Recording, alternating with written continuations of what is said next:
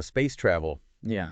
it really it captures the imagination, doesn't it? Like that drive to explore, to push the boundaries of what's possible. I think it's something we all share. Yeah, definitely. It's a very human thing. And, what's interesting to me is how that drive plays out when it meets DIY. When people decide to take space travel into their own hands. That's what we're going to dive into today. These, shall we say, unconventional space exploration attempts. Exactly, exactly. We've got a whole stack of stories here uh, about these folks who basically said, "To heck with it, I'm going to space," and they grabbed whatever they could find, duct tape, PVC pipes, lawn chairs. Like they looked around their garage and said, yep, this'll do. Haha, exactly, and a whole lot of that, can-do spirit. Yeah, yeah, that's a key ingredient for sure. It's almost like they're channeling those early inventors, right? The ones who are willing Mm. to just try things out, push the limits, even if it meant failing spectacularly sometimes. Oh, absolutely. Speaking of spectacular failures, let's start with a classic. Doug and his Diet Coke Mentos rocket. You've probably seen those videos online, right? The geyser of foam shooting up. Doug basically thought, hey, if it works for a 2-liter bottle, why not a rocket? And that's where things often go wrong, right? They see a cool science experiment and think, space, here I Uh, come. But scaling up a chemical reaction that makes some fizz doesn't exactly equate to escaping Earth's gravity. no, not quite. But the sources say Doug's attempt did result in some interesting melted PVC pipe art in his driveway. So, there's that. But it does raise a good point. What are some of the biggest misconceptions that these DIY attempts reveal about space travel? Well, Doug's rocket is a perfect example. People think creating thrust is all it takes, but you need controlled, sustained thrust to overcome gravity and air resistance, not just a sudden burst of energy. Right, right. And speaking of misunderstanding forces, we have to talk about Larry, the lawn chair astronaut. This guy, he literally strapped himself to a lawn chair with a bunch of helium balloons. Thought he could just float up to space. Even packed a BB gun for steering. No kidding. A BB gun. I mean, come on. It's like he thought he was in some cartoon or something. But it highlights the difference between lift and propulsion, right? Helium gives you lift, sure, like a balloon, but it doesn't give you control. Exactly. So no amount of BB gun blasts is going to get you into orbit. Anyway, the sources say Larry ended up drifting into restricted airspace and causing quite a stir with air traffic control. Talk about an unexpected flight path. Oh, yeah. Unexpected is putting it mildly. But it makes you wonder what drives people to take these kinds of risks. I know, right? It's fascinating. It's complex. There's this romanticized notion of space travel, just strapping yourself to something and shooting for the stars. But there's also a real thirst for exploration. It's that desire to push boundaries, experience something extraordinary. Yeah.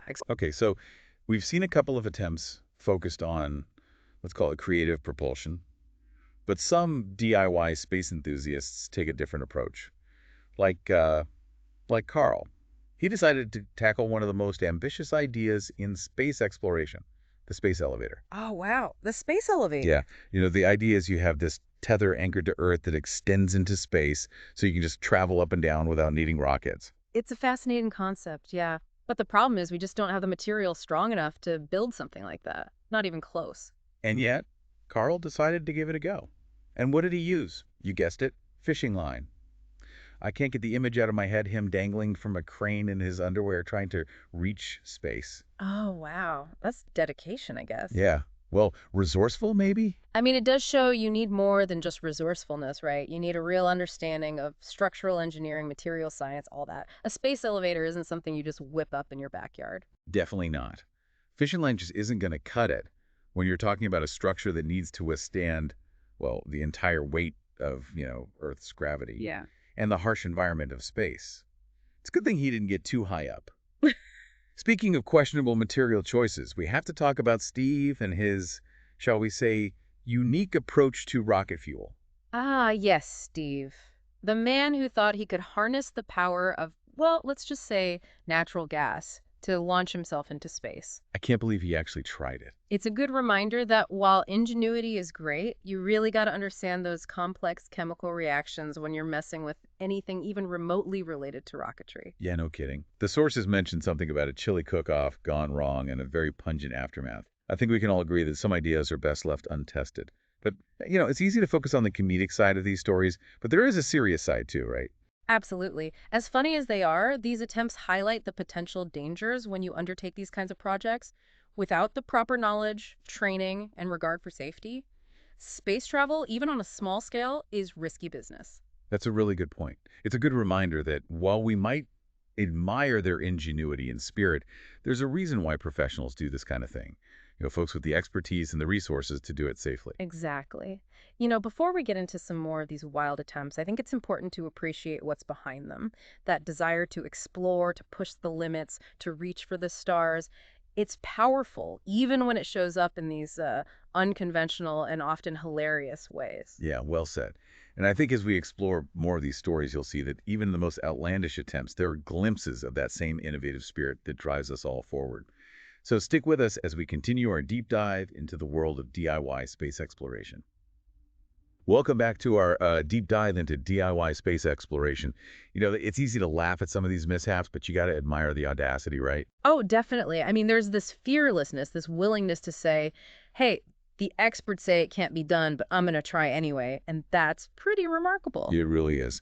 And speaking of unconventional approaches, this next story takes us to the world of, well, fitness equipment. Fitness equipment, huh? Interesting. Yeah, it's Susan and her quest to simulate zero gravity using a treadmill and a whole bunch of industrial strength fans. Okay, I'm intrigued. How'd she figure that was gonna work? Well, her idea was if she could run fast enough on the treadmill while those fans blew air upwards, she could create this sort of artificial weightlessness. Okay, I see where she was going with that.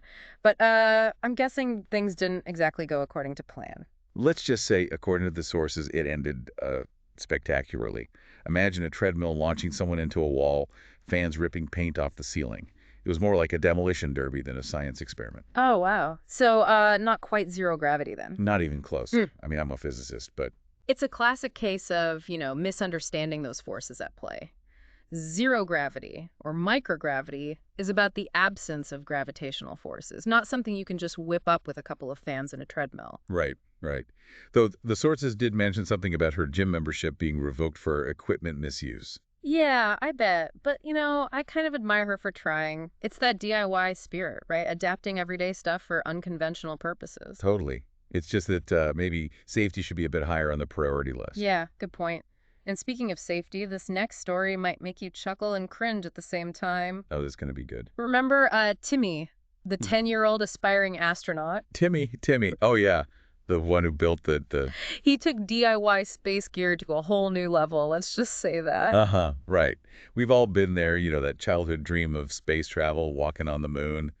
But Timmy decided to actually do something about it. He built his own spacesuit, and get this, he used a colander, a fishbowl, and a snorkel.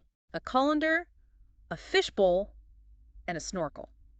Wow, that's creative. Oh yeah, pure imagination at work. It's great to see that kind of, that boundless creativity in kids, that drive to explore and pretend. Absolutely. But it also shows how important it is to, you know, understand the basics of breathing. Right, because I'm guessing Timmy's spacesuit adventure didn't go quite as planned. Nope. The sources say the fire department had to be called when he got stuck in his helmet.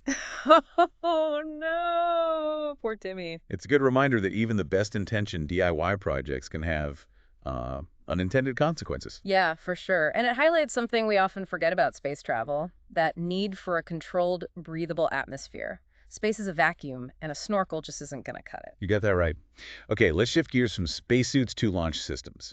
Our next example is a more medieval approach to space travel, you could say. Medieval. Okay, now I really want to hear this one. It's Gary and his friends. Mm-hmm. They decided rockets were too mainstream and went with the ship. A giant catapult? Catapult? Wow. Their goal, launch themselves into orbit using good old-fashioned brute force. I gotta hand it to them. That's thinking outside the box for sure. But I'm guessing there were a few logistical challenges. Just a few. I mean, flinging a person into space with a catapult, not exactly a walk in the park. Yeah, no kidding. Their attempt, thankfully, ended in an IHOP parking lot, not orbit. An IHOP. Oh man, that's gotta be a story. But it makes a good point. Space travel isn't just about going up. It's about reaching a specific speed and trajectory, escaping Earth's gravity, entering a stable orbit. Exactly. You need controlled acceleration and guidance, which a catapult just can't provide. And you need a spaceship, not a pancake breakfast. I bet they gained a new appreciation for gravity after that experience. I bet they did. But it's interesting. These DIY attempts, even with the funny outcomes, they kind of mirror the early days of scientific exploration. That's a good point. Think about those early pioneers of flight. They didn't have wind tunnels or fancy computers. It was all intuition and a whole lot of bravery, and they crashed a lot. Exactly. It's like that saying, got to break a few eggs to make an omelet. Though in the case of these space explorers, the omelet might be a little uh, well done. Yeah, maybe a little burnt around the edges. But the point is, innovation often means taking risks, pushing boundaries, learning from your mistakes. Of course, there's a difference between calculated risks and recklessness, right? Sure. That's where the science, the engineering, the safety protocols come in. Couldn't agree more. So, while we might laugh at these DIY space adventures, Hmm. there's a lot we can take away from them. Their ingenuity, their determination, their willingness to dream big. Yeah, Those are all amazing qualities. absolutely. And, who knows? Maybe some of these unconventional ideas with some refining and a whole lot more safety precautions might actually lead to some cool innovations in space exploration down the line. I love that. All right, we've seen rockets powered by, well, interesting things. Catapults aimed at the stars. But our deep dive isn't over yet. Stick with us as we explore one final story, a tale of crafting, ambition, and a whole lot of glitter. Welcome back. We've seen some ambitious DIY space projects, but this last story, it takes the cake for creativity and, well, whole lot of sparkle. Sparkle. Okay, now I'm really curious. This is the story of Karen, a self-proclaimed Pinterest mom who decided to build her own space capsule. Space capsule. Wow, that's ambitious. But not just any capsule. Yeah. This one was made entirely out of paper mache, cardboard, and enough glitter to make a disco ball jealous. Papier-mâché and glitter. Wow, that's a unique choice of materials. Oh yeah, the sources say it was a sight to behold. This giant glittery sphere sitting in her backyard with NASA written on the side in big, bold letters. I can only imagine what the neighbors thought. Yeah, I bet that was quite a conversation starter. You think? But, even though it wasn't exactly space-worthy, it shows you the power of imagination, that DIY spirit of why buy it when you can make it yourself? Yeah, absolutely. But it also reminds us about material science, right? Something that often gets overlooked in these DIY attempts. Because, well, Karen's space capsule didn't exactly make it to launch day. Oh, what happened? First rainstorm turned it into a soggy, glittery mess. Oh no, all that work and glitter. Yeah, glitter everywhere, I bet. It's a good reminder that spacecraft need to be built with materials that can withstand the harsh conditions of space, right? Extreme temperatures, radiation, all that. Exactly. Papier-mâché and glitter might not be the best choice for those conditions. Yeah, I think a formal glitter ban might have been issued by her husband after that. But hey, even though her attempt was, let's say, grounded before it left the atmosphere, it does bring up a good point. What are some of the key things we can learn from all these DIY space endeavors? Well, I think one big takeaway is that space travel, even on a small scale, is incredibly complex. It's not just about strapping yourself to something and blasting off. It's about more than just a whole lot of duct tape and a dream. Yeah, haha, pretty much. It takes a deep understanding of physics, engineering, material science, you name it. Right, right. You got to respect the immense challenges and approach it with ambition, sure, but also a healthy dose of reality. Exactly. But that doesn't mean we shouldn't encourage that curiosity, that desire to explore. Absolutely not. I mean, there's something truly inspiring about these DIY attempts, right? For sure. They show us that the spirit of exploration is alive and well, even if it sometimes comes out in unconventional and often hilarious ways. I love that. So as we wrap up our deep dive into DIY space exploration, I want to leave you with this thought. What if, instead of trying to copy what the big space agencies are doing, we focused on new possibilities, asking different questions? Interesting. Like what kinds of questions? Well, what if we encouraged that DIY spirit, that willingness to experiment and think outside the box, but with, a solid understanding of science and safety? I like that. Who knows what kind of amazing innovations could come from that? Maybe the next big breakthrough in space exploration won't come from a fancy lab, but from a garage tinkerer with a wild idea and a passion to make it happen. Exactly. But for now, let's enjoy these stories, learn from those mishaps, and maybe, just maybe, be inspired to dream a little bigger ourselves. Keep looking up at the stars, folks, and who knows, maybe one day we'll see you out there exploring the cosmos.